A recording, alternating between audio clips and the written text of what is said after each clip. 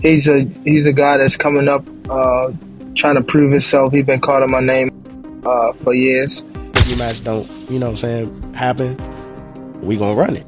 Gotcha. The reason why I say this fight needs to happen again because both fighters have something to prove. I just saw a tweet from Gervonta Tank Davis saying that he was going to activate the rematch. A rematch between Gervonta Davis and Lemit Roach is reportedly in the works. During a recent live interview, tensions flared as Davis firmly confronted Roach, signaling his intent to settle the score. "It's all part of the sport," Davis said, calmly dismissing the heated exchange.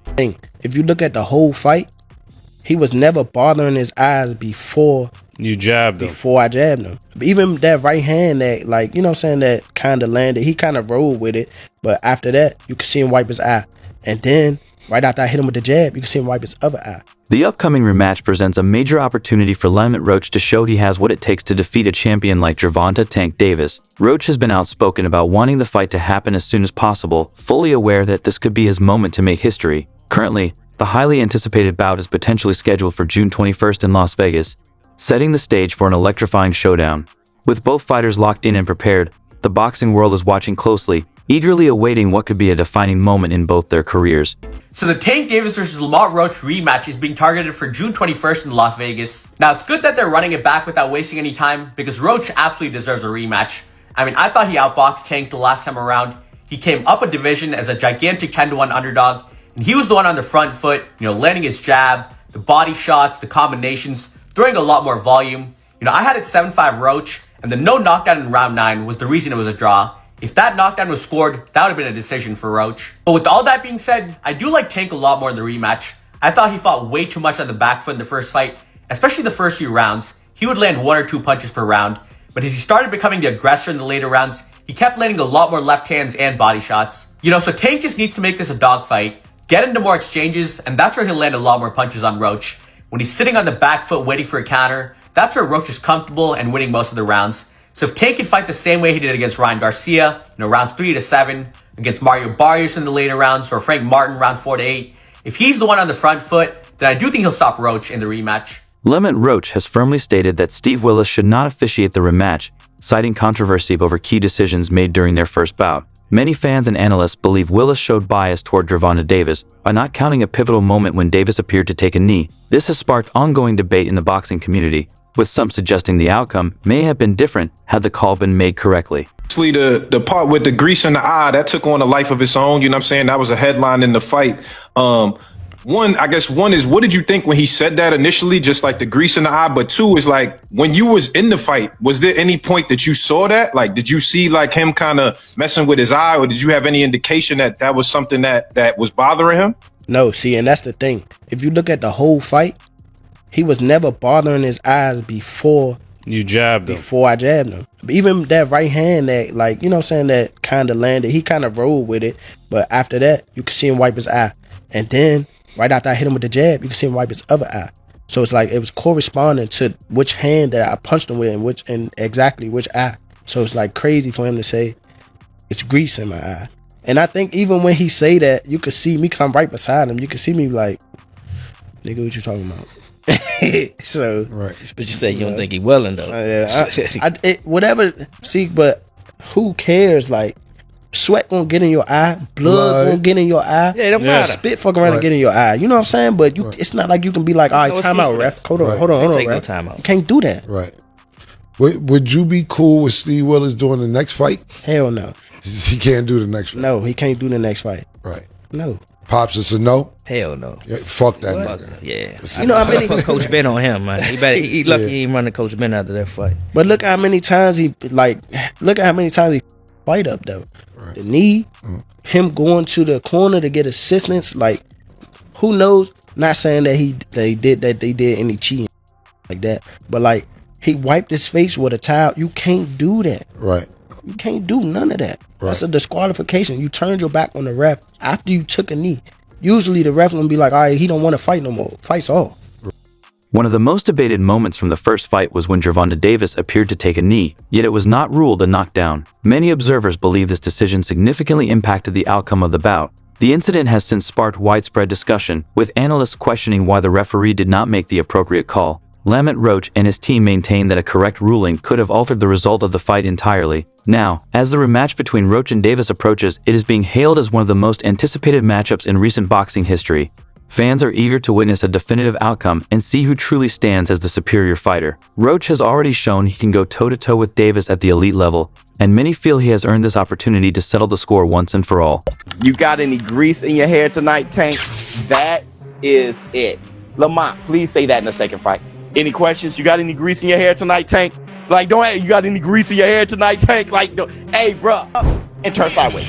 And I'm like, oh my God, I didn't think he had that. He was like, I'm like, oh my, and then he just sitting there like, you can't, I know what you're gonna do because I've trained with you since we were kids. Tarver beat Roy, but he knew Roy since amateurs. Roy said he never liked fighting sparring partners because they know you so well. I should have listened to Roy. Gervonta Tank Davis is determined to make the rematch happen as soon as possible, with May emerging as a potential date. Following the controversial draw against Lamont Roach, Davis knows his reputation is at stake. He's focused on proving to the world that he's the superior fighter and wants to silence any doubts surrounding his performance. The rematch offers him a clear path to redemption and a chance to reaffirm his dominance in the ring. We gotta talk about it. So Tank officially came out and says that he wants to put this rematch as early as May. Now, if that were to happen, Lamont Roach gets a second time to prove himself. Now, in my personal opinion, his stock has already risen. He is already notable. The fact that he went toe-to-toe with Tank on a decision that ended in a draw, whether he loses this second fight or not won't even matter.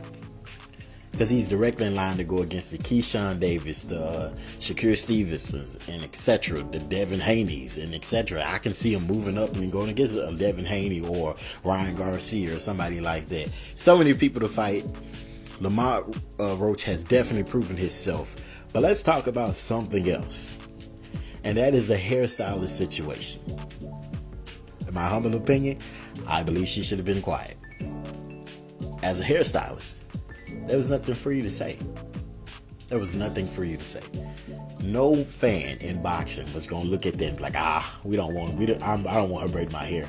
No one would have said that. But she hurt herself when she came out and publicly made multiple claims, got all these receipts that no one needed, no one asked for, saying, oh, this had no grease or oil in it. No one cares.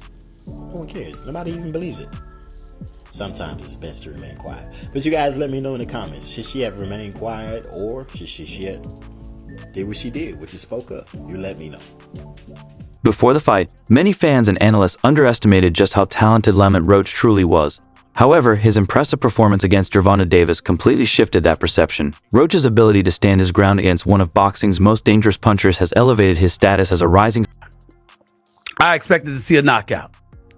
I expected to see it come at the hands of Gervonta Tank Davis against a dude that I thought was undersized, that I thought was not on the same level. And my God, was I wrong. So I thought it was apropos that on this particular day, more than a week after Lamont Roach showed up at the Barclays Center in Brooklyn, New York, and let everybody know, yo, I'm no joke either. Y'all don't know who the hell I am.